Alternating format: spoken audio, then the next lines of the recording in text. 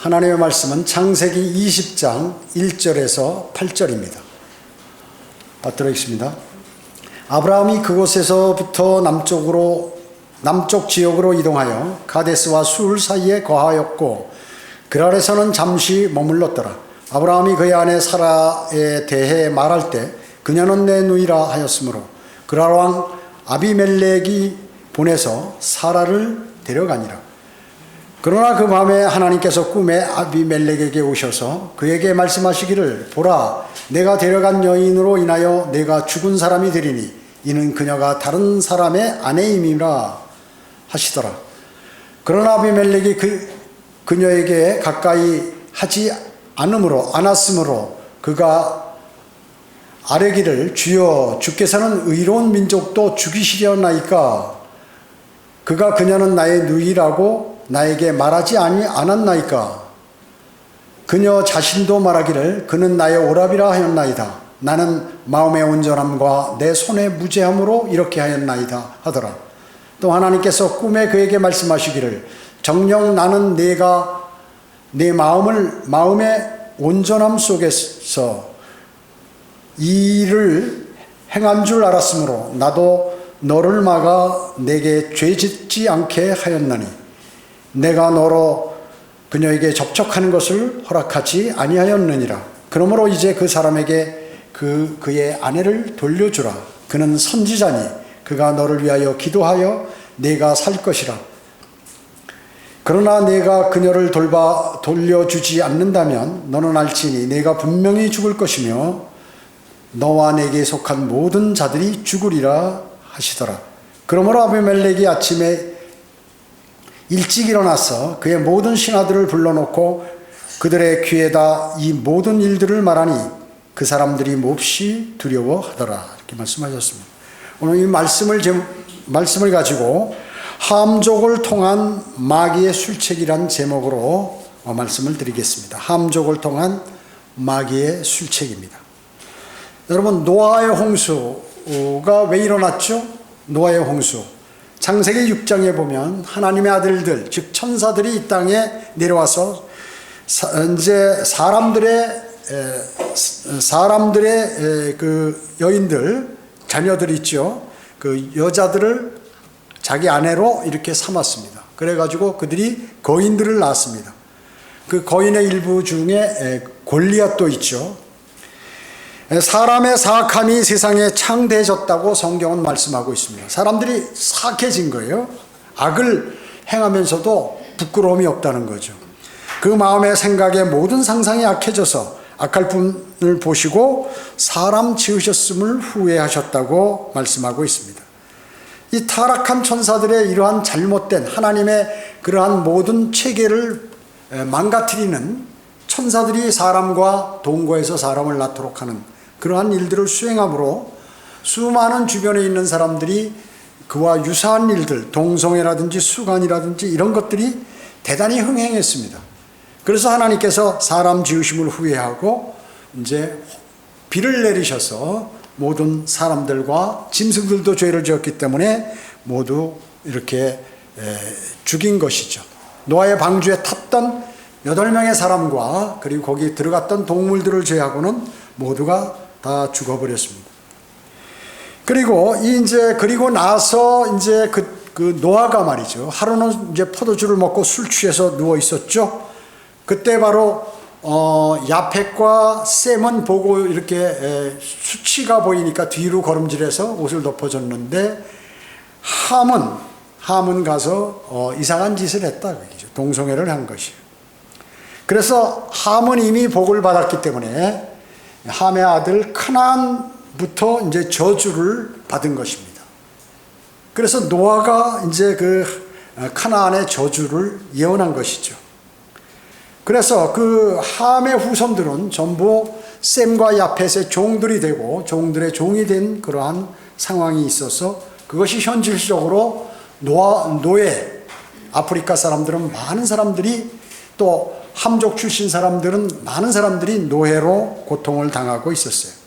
그래서 지금도 미국이라든지 영국이라든지 그 당시 노예했던 사람이 이제 민주국가가 되니까 흑인들이 돼가지고 흑인과 백인 간의 갈등들이 대단히 아직까지도 많이 일어나고 있는 것입니다. 소돔과 고모라의 멸망도 동성애로 망하게 되었습니다. 이 성관계가 대단히 문제가 됐대요. 마귀는 역사상 계속해서 성관계를 통해서 사람을 공격하고 그리고 씨를 공격함으로써 멸망으로 인도하려고 했던 것입니다. 현재도 잘못된 이성관계로 많은 피해와 어려움들을 사람들이 당하고 있는 것입니다. 특히 마귀는 예수 그리스도의 탄생을 막으려는 방편으로 이제 공격을 가하는 것이죠. 이것이 일명 씨의 전쟁인 것입니다. 자, 그러면 첫 번째, 파라오를 통한 마귀의 공격입니다. 파라오를 통한 마귀의 공격. 파라오는 적그리스도의 예표죠. 창세기 12장 10절에서 20절에 보면 가나안 땅에 기근이 있으므로 아브라함이 이집트로 내려가게 되었습니다. 이 내려갈 때 하나님께 여쭤보고 내려간 것이 아니라 자신의 판단에 의해서 내려간 것입니다. 그때 그 사례가 상당히 아름다웠다고 그랬습니다. 성경에. 그러니까 예뻤다 그 얘기죠. 그리고 그때까지 아직 아이를 낳지 않았기 때문에 그 몸매도 좋았을 것이에요. 그래서 내려가서 이제 그 파라오 관리들에게, 고관들에게 우리 누이라고, 그러고 그 사례도 우리 오라버니라고 이렇게 얘기한 것이죠. 이미 짜고 갔기 때문에 그렇게 얘기한 것입니다. 왜 그랬나요? 자기가 사례로 인하여 위험할까봐 그런 것이에요. 그러니까 이제 칭찬이 대단했죠. 그것을 이제 고관들이 그 사례를 데리고 파라오에게 간 것입니다. 그래서 후궁이 되도록 그렇게 한 것이죠. 그래서 후궁이 돼서 바로 가는 것이 아니라 후궁이 되려면 어떻게 해요? 이제 교육을 받죠. 복장도 있고 예의 범절 뭐 이런 걸 가리키는 기간이었어요. 바로 후궁이 된 것이 아니라 이제 절차를 밟아야 되니까 후궁이 되는 절차. 그러니까 아브라함은 이제 덕분에 파라오가 잘 대접해가지고 소도 주고 양들도 주고 낙타도 주고 여종들 남종들 다 줘서 어마어마한 재산을 거기서 받은 거죠. 자기 아내 될 사람, 후궁 될 사람의 오라버니라고 그러니까 아주 잘 선대한 것입니다. 그러니까 주님께서 그때 파라오와 그 집에 큰 역병으로 치셨다고 그러는 것이죠. 재앙을 내리신 거예요.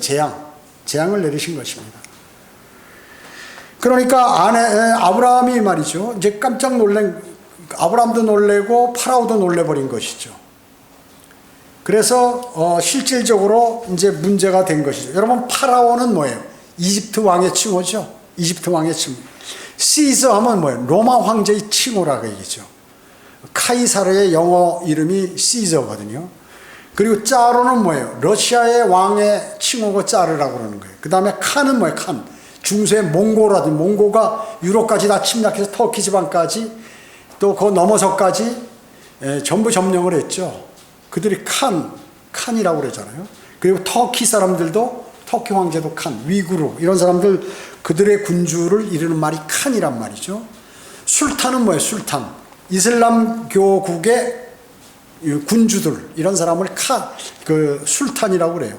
그러다가 터키 지방의 오스만 터키 후에는 오스만 터키 황제들을 모두 이 술탄이라고 이렇게 했단 말이에요. 마찬가지로 이집트는 전부 파라오인데 별도 이름은 있고 그 왕의 명칭을 파라오라고 이렇게 부른 것입니다. 자, 그러면 하나님께서 왜 이렇게 파라오에게 그런 개입하셨나요?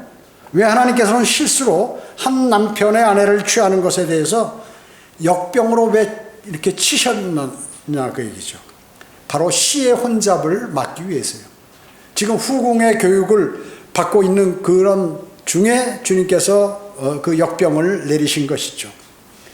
만약에 거기서 사라를 취했으면 어떻게, 이게 나중에 이제 혼잡하게 돼. 거기서 임신했는데 모르고 하나님께서 다시 거기로부터 탈출하거나 뺏어서 돌아와가지고 하면 나중에 어떻게, 파라오의 아들이 아브라함의 아들인 줄 알 거 아니에요. 옛날에 무슨 그 DNA 검사도 할 수 있는 것도 아니고 말이죠. 그런 일들이 과거에는 많이 있었습니다. 그러니까 얼굴 보고 하는 거죠. 이게 닮았나 안 닮았나 이렇게 보고 판정을 했던 그러한 때란 말이죠. 그것을 막기 위해서 하나님께서 이렇게 하신 것이죠. 이브는 어땠습니까? 그녀의 씨를 혼잡케 해서 결국 살인자인 카인을 낳게 되었죠. 그 요한일서 3장 12절에 카인은 악한 자로부터 나왔다고 그랬어요. 아담은 악한 자가 아니에요. 그것을 봤을 때 뭔가 문제가 있었다는 거죠. 자, 하나님의 아들들이 인간의 딸들과 관계를 맺어가지고 인간의 씨를 혼잡하게 만들었어요. 하나님께서 천사는 천사, 사람은 사람, 인간은 인간 이렇게 만드셨는데 그 관계를 허물어 버렸다고 얘기죠. 인간도 남자와 여자를 줬는데 그걸 허물어 버렸다는 거죠. 인간의 그 어떤 생각과 환경에 따라서 자신들이 만들어 버렸다. 그래서 요즘에도 보면 성전환 수술하는 사람도 있고 동성애 가진 사람도 있고 그런데 요즘에는 성소수자라고 해서 이런 사람들을 존중하고 잘 보살펴야 된다 하는 게 일반적인 그러한 통념이란 말이죠. 참 심각한 것이에요.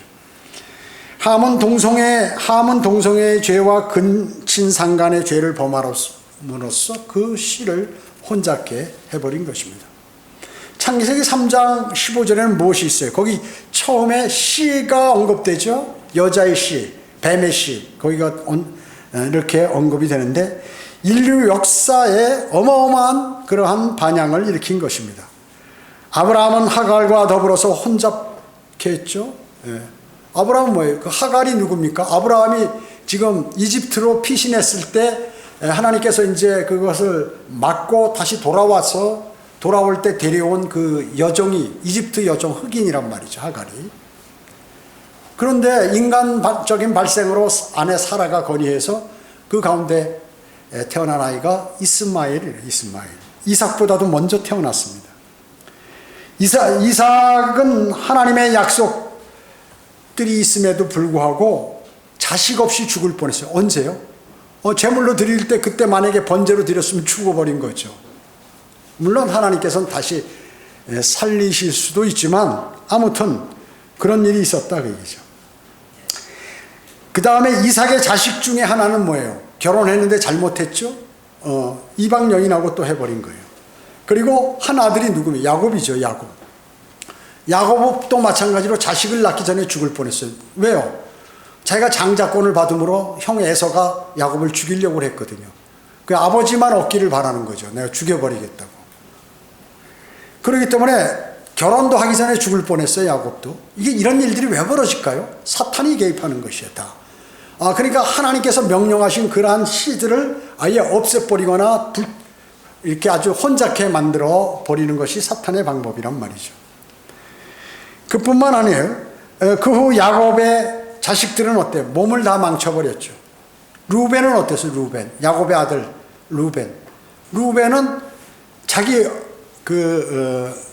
어미의 아내로 들어갔다. 아비의 아내, 자기 아버지의 친어머니는 아니지만 자기 어머니 뻘 되는 사람하고 이 강간을 했다. 간음을 했다 그 얘기죠. 참 이런 성경에 이런 걸 다 드러내는 거예요. 유다는 어때요? 가나안 여인과 화합했죠. 가나안 여인과 합했던 것입니다. 요셉은 어때요? 요셉도 총각 때 자식을 낳기도 전에 어떻게 형들에게 죽을 뻔했죠. 그리고 거기서 또 모면했는데 파라오의 경호대장 포티팔의 집에 가가지고 그 포티팔의 아내한테 또 걸려 들어가지고 감옥에서 거기서도 잘못하면 죽을 뻔했어요. 몸을 망칠 뻔했죠. 겨우 살아나는 거죠. 자, 이런 일들이, 그러면 요셉이라는 사람은 어떠면 대단히 중요한 사람이죠. 예수 그리스도의 가장 큰 예표고 그뿐만 아니라 이스라엘 민족을 만드는 데 있어 혁혁한 공을 세운 사람이에요. 자기 그 가족들이 다 굶어 죽을 텐데 그걸 오라고 해서 거기서부터 이집트에 와서 살도록 해가지고 큰 민족을 이루도록 만들었단 말씀이죠. 누군가가 창세기 3장 15절의 약속을 무너뜨리려고 아브라함과 사레를 추적하고 있는 거예요. 마귀가 쫙 해서 이거 틈만 보여라. 내가 언제고 내가 이거 하나님의 모든 계획을 망쳐버리겠다. 이렇게 노리고 있었던 것이죠. 두 번째, 하갈을 통한 마귀의 공격입니다. 하갈도 함족이죠. 사레가 자식을 낳지 못했습니다. 그래서 이집트 여종 하갈의 사라의 권유에 의해서 아브라함과 동침함으로 이제 아브라함이 이스마엘을 낳게 됐던 것입니다. 하갈이 이스마엘을 낳게 된 것이죠.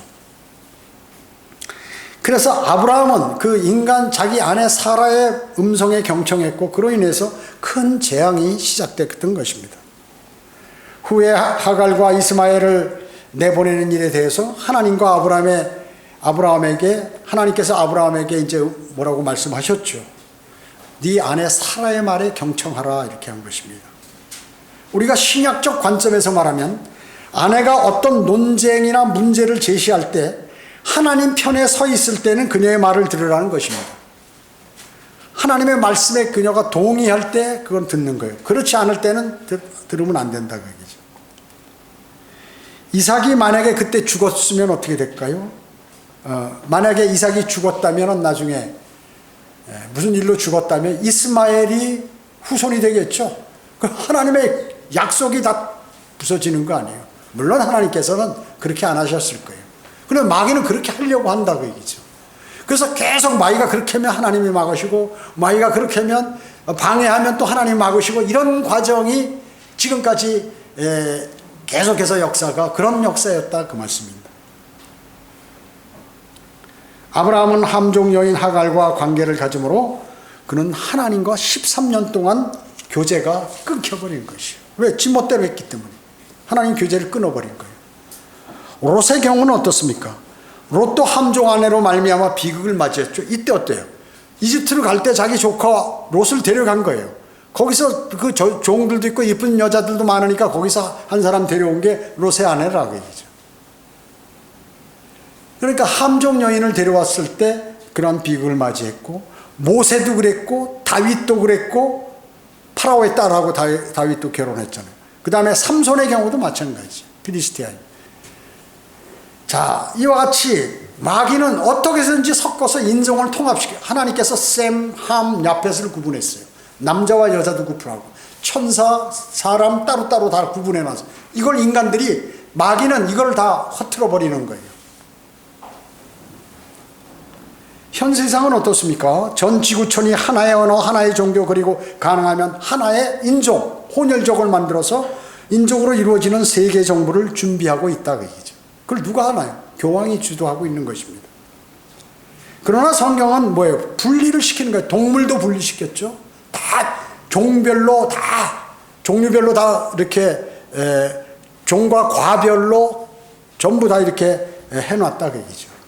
민족들도 어떻게 해요? 다 뭐 슬라브 민족, 게르만 민족 다 해놨어요. 하나님께 별도로. 그 다음에 이스라엘 민족, 그리스도인 이렇게 다 나눠놨다 그 얘기죠. 그리고 식물과 채소도 전부 분리해놨어요. 종류별로 하나님께서. 자, 이 하나님은 전부 이렇게 분리하시는 분인데 인간들이 이걸 다 통합해서 만들어 버리려고 하는 것이에요. 세 번째, 아비멜렉을 통한 마귀의 공격입니다. 오늘 본문 내용이죠. 아비멜렉은 뭐예요? 이 그랄 왕인데 그랄이 어디예요? 필리스티아 사람들 어디? 함족입니다. 함족. 아비멜렉은 나의 아버지는 왕이라는 그러한 의미거든요. 뜻이거든요. 자, 아비멜렉은 뭐예요? 필리스티아 왕의 칭호예요. 파라오 같이, 뭐 술탄이나 칸 같이 마찬가지예요. 아비멜렉 하면 필리스티아 왕의 칭호가 바로 아비멜렉이란 말이죠. 그래서 아브라함은 또 다시 한번 실패를 합니다. 또 거짓말하는 거죠. 사람은 두려울 때 거짓말을 하는 것입니다. 떳떳하면 거짓말할 필요 없죠. 뭔가 자기가 손해난다든지 두렵다든지 위험을 처한다든지 했을 때 거짓말하는 것이거든요. 그러니까 이 수사를 할 때 거짓말을 만들 때는 그렇게 너 무슨 문제가 있을 것이다. 너 이거 하면 돈이 뺏긴다. 너의 문제가 있다 하면 그 사람이 그걸 안 하기 위해서 거짓말을 하게 되는 것이에요. 창세기 20장의 2절에 보면 아비멜렉이 사라를 데려가니 그랬습니다. 아비멜렉. 사라를 너무 예쁘니까 데려간 거예요. 자, 이 사라가 한 50여 세 됐는데도 상당히 그 이쁘고 아이를 아직 안 낳고 또 그 당시에 그 좀 현재보다도 많이 살았잖아요. 뭐 120살, 140살 이렇게 살았잖아요. 그렇기 때문에 상당히 지금으로 50세 정도 됐지만 그래도 지금으로 따지면 한 20대 정도라고 볼 수 있는 것이에요. 성경은 매우 실질적인 그러한 책이죠. 그렇기 때문에 인간 생활의 실제적인 문제를 다루는데 조금도 주저하지 않는 것이에요. 그 중에 하나가 바로 이 섹스에 관한 문제예요. 그래서 성의 추악한 모습들이 성경에 적나라하게 다 드러나는 것이에요. 인종의 혼혈, 성도착, 더럽게 취한 여인들에 관한 내용, 그리고 혐오감, 근친상각, 삼각관계 이런 거 모든 것들이 성경에 숨겨지지 않은 채 그대로 드러나는 것입니다. 왜? 그 인간들이 그렇게 하는 것이거든요. 하나님은 자신 있으시니까. 하나님은 그런 거 있어도 나 창피해 그런 거 필요 없다는 거죠. 하나님께서는. 왜? 하나님의 계획하신 또 명령하신 그대로 이루어질 테니까요. 그 인간들에게나 수치스러운 건지 하나님께서는 그런 것에 관해서 교육을 시킬 필요가 있으신 것이죠.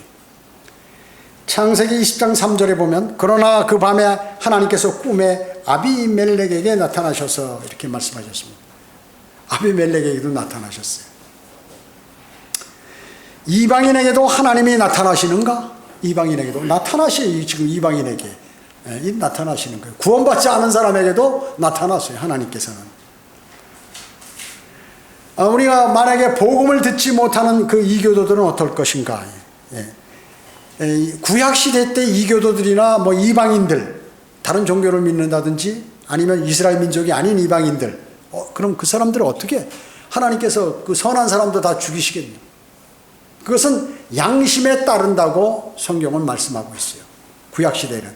로마서 2장 15절에 그들의 양심도 증거하고 그들의 이성이 송사하거나 서로 변명하여 그들의 마음에 기록된 율법의 행위를 보여주느니라. 자, 이 말씀이 뭐예요? 지금 율법 시대 때 이방인들은 율법을 몰랐잖아요. 그런데 하나님께서 주신 게 뭐냐면 양심을 안에 주셨어요. 이성 뭐예요? 판단력을 주신 거예요. 그래서 양심이 이렇게 하면 이성이 아니야 그렇고 양심이 잘못 가면 이성이 또 이렇게 서로 송사를 한다. 야, 너 이게 죄야. 아니야. 그냥 해버려라. 죄 지어버려라. 이렇게 계속해서 한다. 그 얘기죠. 그래서 이성과 양심에 의해서 그 잘 따랐을 때는 그 사람은 구원받는다. 그 얘기죠. 왜? 몰랐기 때문에. 법을 알았으면 될 때 법이 없단 말이죠. 그래서 이성과 양심이 바로 그 사람의 마음에 기록된 율법이라고 하나님께서 말씀하고 계시는 거예요. 로마서 2장 15절에. 자, 그렇죠. 그러니까 주님은 말이죠. 합리적인 분이에요. 뭘 다 알려주고 안 했을 때 문제를 삼는 것이지 뭐 하도록 네가 선택하라. 선택권을 주는 거예요. 인간에게. 여러분 그렇기 때문에 이방인들도 아프리카의 저 오지에 말이죠. 글도 모르고 막 이런 무인도에 사는 그러한 무인도는 사람이 없는 데지만 하여튼 그런 비슷한 곳에 사는 토인들이나 막 이런 사람들, 그 사람도 살인하는 거 나쁜 거 안다. 왜? 양심이 있기 때문에. 남의 거 도둑질하는 거 잘못된 거 아는 것이에요. 그 사람들에게도 그것을 처벌하는 규정이 있다고. 자체적으로. 왜 그럴까? 양심이 있기 때문에. 아비멜렉도 다른 남편이 있는 아내를 자기가 여자를 뺏어서 한다고 그러면 자기가 죄를 짓는다는 걸 아는 거예요. 아비멜렉도. 선악을 구분할 수 있다는 것이죠. 선악. 여러분, 하나님께서 아담과 이브에게 금지된 열매가 뭐예요? 선과 악의 지식의 나무. 아담과 이브는 선악을 몰라. 이게 선인지 악인지 이거 모르고 살았다고. 하나님께서 만든 대로 그냥 거기서 잘 놀고 편히 쉬고 살았어요. 그렇기 때문에 선과 악의 지식의 나무에서 나는 것을 먹지 말라. 네가 그걸 정령 먹는 날에는 반드시 죽으리라. 근데 하나님 말씀을 어기고 그걸 알므로 이제 선과 악에 대해서 알게 됐어요. 그래서 어머니 뱃속에서 태어난 모든 사람은 선과 악의 싸움이 있고 거기서 자신이 선택해야 되는 그러한 기로에 서게 됐다 그 얘기죠. 근데 대부분 악을 선택한다 그 얘기죠. 죄성이 있을 뿐만 아니라 죄성이 있기 때문에 죄를 선택해요. 죄를 진다 그 얘기죠. 그 성경은 의인은 없나니 없도다 한 사람도 없도다 라고 말씀하고 계시는 것이에요. 그렇기 때문에 선과 악을 모르면 그 죄가 없어요. 그럼 만약에 아담과 이브가 죄를 안 졌으면 영원히 사는 거죠. 죄 없이. 죽음이 없어요. 죄의 싹슨 사망이 없다 그 얘기죠. 그러면 갓난아기 바로 난 아기들 어때요? 난지 한 2, 3개월 돼. 걔네들이 선악이 구분이 있어요? 없죠. 그런 아이들에게 유아 세례를 줘가지고 말이죠. 하늘나라가 지옥가 하늘나라 간다고 구원받았다고 이게 거짓말이라고 얘기죠. 뭐가 선인지 악인지 예수 그리스도를 영접하는 무슨 그런 것을 알지 못하잖아요. 그렇기 때문에 어린아이 죽으면 바로 하늘나라로 가는 거예요. 정신박약자들, 정신이상자들 이런 사람 판단력이 없잖아요. 선과 악의 구분이 없잖아요. 벌거벗고 다니는데 이게 선인지 악인지 모르잖아요. 막 히히 웃고 다니는데 하늘나라 간다고요. 그런 사람들은. 하나님께서는 명확하게 구분을 말씀하신 것이죠. 예? 그렇기 때문에 이집트에서 나올 때 20세 이하의 어린이들을, 즉 물론 3살 이상 20살 미만의 이게 선이다 악이다는 알았겠죠. 그러나 우상을 섬겼을 때 어떻게 되는 그런 강력한 모든 것을 잘 확실한 구분이 없었어요. 근데 어른들은 안다 그얘기죠. 그래서 선악간의 구분이 없는 아이들은 내가 구원해줘서 카나안 땅으로 가도록 하고, 그 20세 넘어 있는 그러한 모든 사람들은 전부 광야에서 죽었어요. 여호수아, 칼렙 제외하고, 그리고 모세 제외하고, 모세, 여호수아, 칼렙 제외하고 다 죽어버렸다고요. 거기서. 그리고 그 간음에서 난 아들이 있잖아요. 다윗이. 밧세바와 간음에서 난 아이. 그 죽어버렸잖아요. 막 울고 난리 나고 다윗도 슬퍼가지고 하는데 딱 죽고 나니까 이제 그런 모습을 보이지 않는데 신하들이 이상하게. 왜냐, 이제 걔는 걔가 지금 어디 어린아이 그 지하 낙원에 갔겠죠. 구약이니까. 나는 거기 내가 죽으면 거기 갈 수 있지만 걔는 나에게로 올 수 없다. 이미 내가 거기 간 사실을 아는 거죠. 그러한 모든 것들을 볼 때 어린아이들은 그 유아 세례가 합당치 않다. 잘못된 거. 비성경적이다. 그런데 로마 카톨릭에서 유아 세례를 거부하던 사람들을 수많은 사람들을 죽였어요. 화형시켜버리고. 물속에 빠뜨리고 그냥 물속에다 빠뜨려서 나오지 못하게 해서 질식해서 죽도록 하고 화형시키고 사자굴 속에 던져버리고 이렇게 했다고. 그리고 막 잔인하게 고문해서 죽여버리고. 십자가 사건 이후에는 그러면 어떻게 된 것인가? 십자가 사건 이후에는. 그런 요한복음 3장 16절의 말씀은 말이죠. 하나님께서 세상을 이처럼 사랑하셔서 그의 독생자를 주셨으니 이는 그를 믿는 사람은 누구든지 멸망하지 않고 영생을 얻게 하려 하심이라 하는 그 누구든지, 또 세상을 사랑하신 거, 이거는 십자가 사건 전이에요. 사랑하시기 때문에 주님께서 십자가에 달리신 거예요. 그럼 십자가에 달리셨으면 그 후는 예수 그리스도를 영접해야 돼요. 그렇지 않으면 지옥에 간다 그 얘기죠. 자, 그런데 예수 그리스도를 영접하고 양심이 살아있는 사람은 반드시 주님을 영접해요. 하나님께서 그런 사람들을 꼭 보고 계시다가 뭐 복음 전파자를 보내든지 전도지를 보든지 아니면 성경을 통해서든지 뭐 유튜브 설교를 통해서든지 구원받도록 하신다 그 말씀이에요. 그리고 전 세계 지금 지구에 사람 안 가, 예수 그리스도 모르는 데가 어딨냐 그 얘기죠. 저 아프리카 오지로부터 시작해서 저기 남극과 북극의 에스키모인들 뭐 이런 사람들 전부 다 안다 그 얘기죠. 복음이 예수 그리스도 십자가 사건을 모르는 사람이 없어요. 그렇기 때문에 변명할 수가 없는 것이에요. 변명할 수가 없는 것이에요. 그렇기 때문에 사도행전 10장에 보면 코넬료는 하나님을 두려워하고 하나님과 기도도 했지만 구원받지 못한 이방인 로마 백부장관이에요.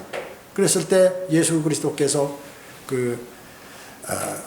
베드로를 보내가지고 복음을 전하도록 하잖아요. 그렇게 양심이 살아있는 사람, 이런 사람들에게는 주님을 영접할 수 있는 기회를 허락하신다는 것입니다. 창세기 20장 4절은 주여 주께서는 의로운 민족도 죽이시나이까. 아비멜렉이 자기 의로운 민족도 죽이냐. 아비멜렉이 꼭 아브라함 닮았어요. 아브라함이 뭐라고 했어요? 지금 소돔과 고모라를 소돔을 멸망시키려고 하는데 거기 자기 조카 롯이 있단 말씀이죠.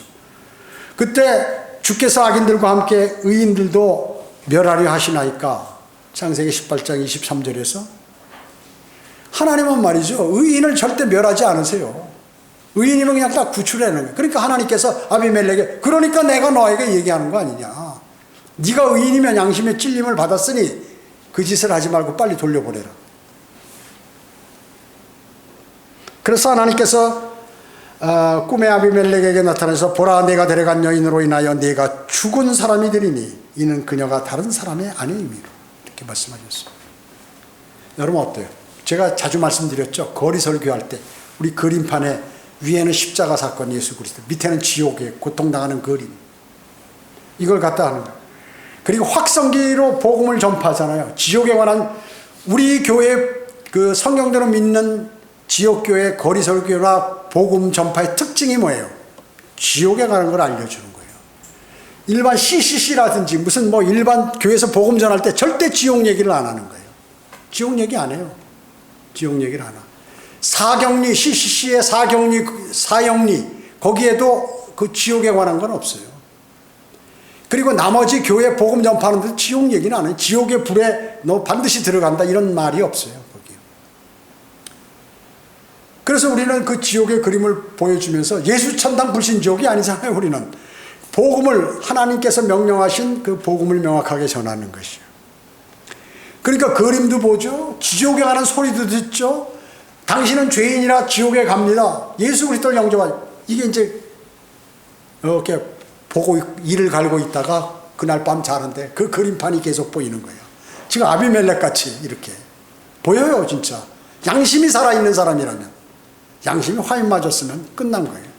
화인이 뭐 인두로 지졌다, 감각이 없어. 양심, 죄를 지면 그리스도인이 아니라도 찔림을 받아야 되는데 그게 양심인데 하나님께서 마귀로부터 사람을 보호하기 위해서 양심을 허락하셨다 그 얘기죠. 그래서 구약시대 때 그 율법이 없던 이방인들은 그 양심에 의해서 구원이냐 멸망이냐가 결정이 되는 거 아니에요. 하나님께서 공평하게. 그런데 이 양심이 인두로 찢어서 아무리 찔려도 느낌이 없는 거야. 찢어버려가지고. 그런 사람을 제한 양심이 있는 사람은 계속 그 소리가 맹맹맹맹맹맹맹 돌리면서 들리면서 잠은 꿈에도 막 그 지옥 그림이 나타나서 내가 거기 빠져서 막 소리 지르고 살려달라고 하는 꿈을 꾸게 돼서 이 영접을 하게 돼 있다고요. 그게 무서워요. 하나님께서는요. 그리고 그거를 막 방해하고 이를 벅벅 깔고 뭐 그거 옛날에 제가 그 지금은 덜하지만 초창기에 제가 서울에서 서울역에서 거리 설교할 때는 그림판을 와서 찢어버리고 막 난동을 피고 별 이런 사람들이 많았어요. 그거 어떻게 됐을까요? 그거 잠 못 자는 거예요. 그거 잠 못 자. 자기가 하나님께 살려달라고 하기 전까지는 그 사람 잠 못 자. 계속 꿈에 하나님께서 나타나. 또 아니면 마귀가 그 사람에게 역사하든가. 하나님께서 그렇게 오늘 아비멜렉에게 그렇게 말씀하시는 거예요. 네가 어디다 손을 대냐. 내가 지금 계획에 의해서 너보다 막강한 하나님께서 이렇게 하려고 하는데 너 마귀 말을 듣고 지금 이 일을 하는 거야? 이렇게 말씀하시는 것이에요. 그러니까 소설하지 뭐 최고 강대국의 왕인 파라오도 말이 벌벌 떨고, 그 다음에 아비멜렉도 그 가나안 지국에서는 최고 강한 그 필리스티아가 가장 강했거든요. 철병거를 갖고 있고 그 왕도 지금 막 살려달라고 그러는 거고 말이죠. 나 죄 안 졌습니다 하고 난리치는 거예요. 그리고 아까 받은 전도지 꿈에 나타나니 그걸 다시 보는 거예요. 저기 쓰레기통에다 반 잘라서 던져버렸는데 다시 그걸 뒤적뒤적 해가지고 찾아서 그걸 읽어보고 여기도 나와 있네. 안 되겠다. 무릎 꿇고 거기 기록된 대로 자기가 영접 기도하고 주님을 영접하는 사람이 있다고 얘기죠. 양심이 살아있는 사람. 여러분 창세기 20장 7절 보십시오. 그러므로 이제 그 사람에게 그의 아내를 돌려주라. 그는 선지자니 그가 너를 위하여 기도하여 내가 살 것이라. 그러나 내가 그녀를 돌려주지 않는다면 너는 알지니 내가 분명히 죽을 것이며 너와 내게 속한 모든 자들이 죽으리라 하시더라. 너 까불면 죽인다. 이거 사람이 하는 말은 아니에요. 근데 사람들은 하나님이 하시는 말씀을 자기도 이렇게 이용하려고 그러는데 누가 너 죽을래 그러면 내가 죽냐 그 얘기죠. 그 사람이 날 죽일 수 있냐 그 얘기죠. 하나님은 죽일 수 있는 분이에요. 하나님이 하시는 말을 인간들이 가져다가 협박하는데 사용한다고 얘기죠. 여기 선지자란 단어가 성경에서 처음 등장하죠. 기록상. 물론 에녹도 선지자였습니다. 유다서에 나와 있죠. 예. 유다서 14절에 보면 에녹도 선지자라고. 지금 여기 아브라함이 선지자란 말이죠. 그 전에도 에녹 전시대 사람이니까 선지자가 있었어요. 아브라함 외에도 성경에는 49명의 선지자들이 등장하게 되는 것입니다.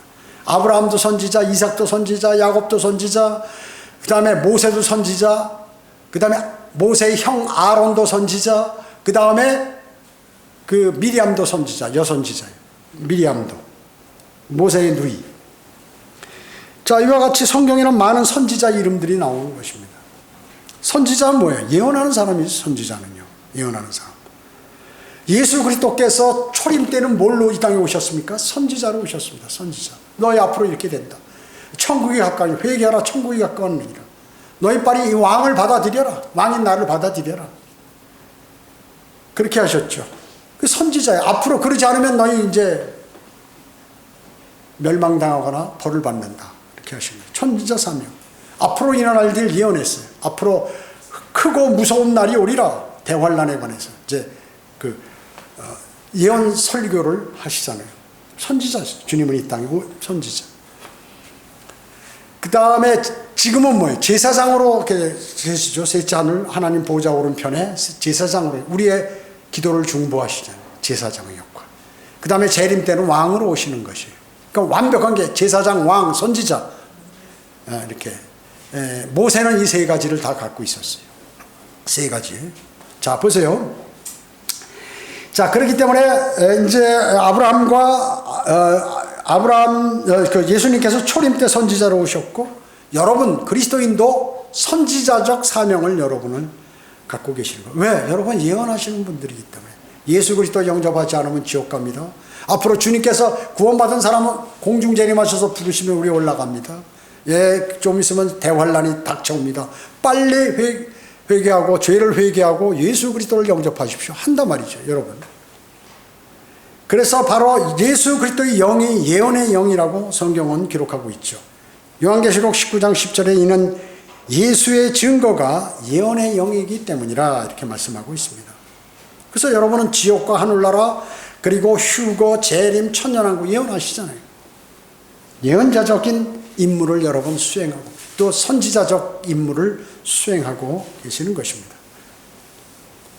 개신교에서는 개신교라든지 근본주의자라든지 자유주의라든지 이런 사람들은 절대 지옥과 재림에 관한 설교를 할 수 없어요.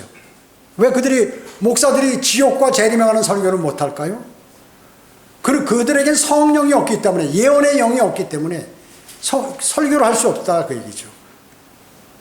왜? 예수 그리스도의 증거가 없기 때문에, 예수님께서 증거라고 이렇게 알려주질 않았기 때문에, 구원받지 않았기 때문에 재림과 이런 어떤 이런 성령 또 아니면 복음에 관한 이런 지옥에 관한 설교를 못하는 거예요. 제가 서두에 말씀드렸죠. 일반 교회나 기타 복음을 전한다는 많은 그래도 근본주의에 가까운 그러한 교회들이 많이 있죠. 뭐 구원파라든지 CCC라든지 무슨 뭐 이런데 그래도 복음 전한다고 하잖아요. 지옥을 얘기 안 하는 게 왜 그런가요? 지옥을 얘기하는 그 안에 성령께서 안 계시기 때문에 그래요. 지옥에 관한 예언의 영을 못하는 거예요. 그게 구원받지 않았으니까요. 구원받지 않은 사람이 지옥에 관한 그러한 실체를 모르면 그 구원 안 받은 거다. 자신이 지옥에 가는 줄 모른다 그 얘기죠. 네 번째, 아프리카 종교를 통한 마귀의 공격입니다. 아프리카 종교기. 창세기 10장 8, 9절에 보면 림롯이 나옵니다. 그 림롯은 함족입니다. 힘센 사냥꾼이죠.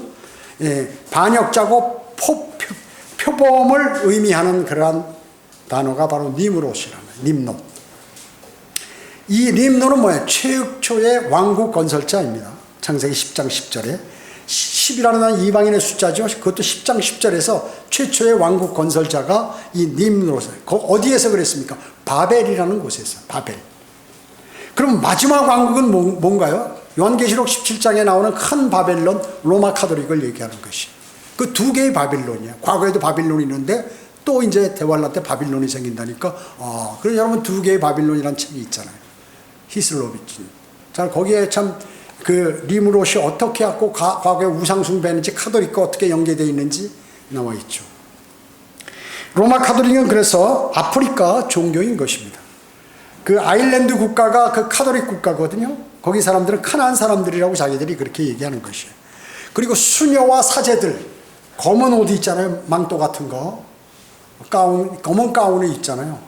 그 유독 검은 옷에 집착하는 게 바로 그 아프리카 종교하고 가깝기 때문에 그런 것입니다. 적그리스도는 정치적인 권력과 종교적인 권력을 동시에 지닌 자를 얘기하는 것이에요. 그래서 그리스도인 목사는 정치에 참여하지 않아요. 정치에 참여하는 목사들은 뭐예요? 그 적그리스도의 후예들이에요, 다. 왜? 정치도 하고, 교회는 목사 소리 듣고 교인들을 관장하고, 또 정치도 해서 뭔가 정치에 자기가 영향력을 끼치고, 무슨 정당을 만들고 이렇게 한다 그러면 그거 잘못된 것이다. 그 일을 하는 게 누구냐 하면 바로 로마 카톨릭이라고 얘기죠. 신비의 바빌론이라고 불리는 큰 장녀를 등에 업고 적그리스도가 나타나기 때문에 그런 것이에요. 로마 카톨릭을 등에 업고 적그리스도가 나타난단 말이죠. 슬며시 끼어서. 왜냐? 로마 카톨릭이 적그리스도의 길을 예비하는 종교이기 때문에 그런 것이에요. 그래서 수많은 사람들이 로마 카톨릭 교도이기 때문에 바벨론 종교를 믿었던 많은 사람과 일치가 돼버리니까 적그리스도가 와도 그게 메시아인 줄 아는 것이에요. 그래서 적그리스도를 받아들이는 거예요. 그거를 미리 사탄이 쫙 로마 카톨릭을 통해서 이걸 밑밥을 깔아놓는 거예요. 그리고 나서 오면 메시아가 왔다. 저분이 그리스도다. 재림 예수 그리스도다. 라고 적그리스도를 따르게 된다는 것이죠. 그러니까 이 아프리카 종교를 누가 하는 것이에요? 마귀가 운영하는 것이란 말이죠. 모슬렘 어때요? 모슬렘도 아프리카 종교인 것이죠. 모슬렘은 다른 나라를 침입하고 약탈하고 불태우고 고문하고 그리고 참수하고 정복하는 그러한 나라 아니에요? 하나님을 섬기는 나라들은 이러진 거 없거든요, 원래. 여러분, 성경 병계가 어디서 일어났어요? 이집트의 알렉산드리아라는 도시에서 났잖아요. 세계 최고의 도서관이 있고, 그리고 세계 최고의 석학들이 거기 성경학자들이 모인 장소예요. 지중해 연안의 그 북아프리카 알렉산드리아라는 곳이에요. 지금 어마어마한, 지금도 가면 관광지죠. 도서관이 어마어마하게 큽니다. 자, 그곳에서 성경 병계가 시작됐다. 아프리카에서 성경 병계가 시작된 것이에요.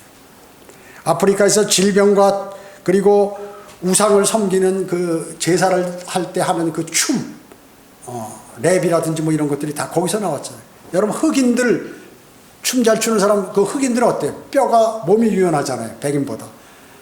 샘족과 야페족보다 몸이 유연하기 때문에 무슨 운동 같은 거, 달리기, 마라톤, 이런 거 최고 잘한다. 몸이 유연한, 운동을 잘하는, 운동에서 이기려면 누가 몸이 부드러운가? 부드러운 사람이 이기는 거예요, 무조건. 왜냐? 기량 차이가 얼마 안 나는데 부드러우면 그걸 극복한다고 얘기죠. 몸을 꺾어야 되는데 어떤 사람이 이렇게 하면 뚝 해가 이거 꼼짝 못해. 이 사람은 이 밑에까지 가면 누가 운동하면 이길 것 같아요. 그 사람이 이기는 거예요, 시합하면. 그 아프리카 사람들은 이 더운 지방에 살고 또 그 노동 같은 걸 많이 해서 몸이 유연하단 말이죠. 유연해. 그러니까 거기에서 춤을 잘 추게 되죠. 샘족과 야페 쪽이 흉내내지 못하는 그러한 몸의 유연성을 보이기 때문에 거기서 나온 춤을 배우려고 미국 사람들이 다 넘어가 버린 거죠. 한국도 넘어가 버린. 그것도 지금 어디에 교회 와서 그걸 한단 말이죠. 이제 교회에서.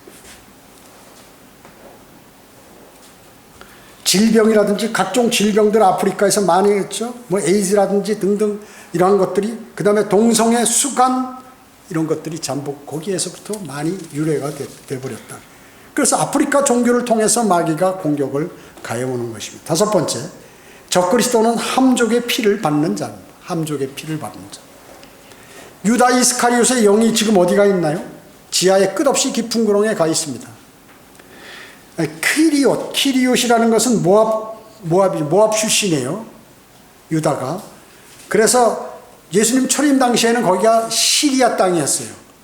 지금 현재는 트랜스 요르단 지역이지만 그 당시 시리아 소속이었다는 얘기죠. 그래서 성경은 예레미야 48장 25절에 보면 모압의 한 팔이 부러질 거라고 이렇게 예언하셨어요. 그와 마찬가지로 적그리스도는 모압의 한 팔이 끊어진 거니까 모압 출신 유다 이스카리옷으로 대변되는 적그리스도의 한 팔이 그렇게 한쪽 팔과 오른 눈에 치명적인 상처를 입게 된다고 스가랴 11장 17절, 요한계시록 13장 3절에서 말씀하고 계시는 것입니다.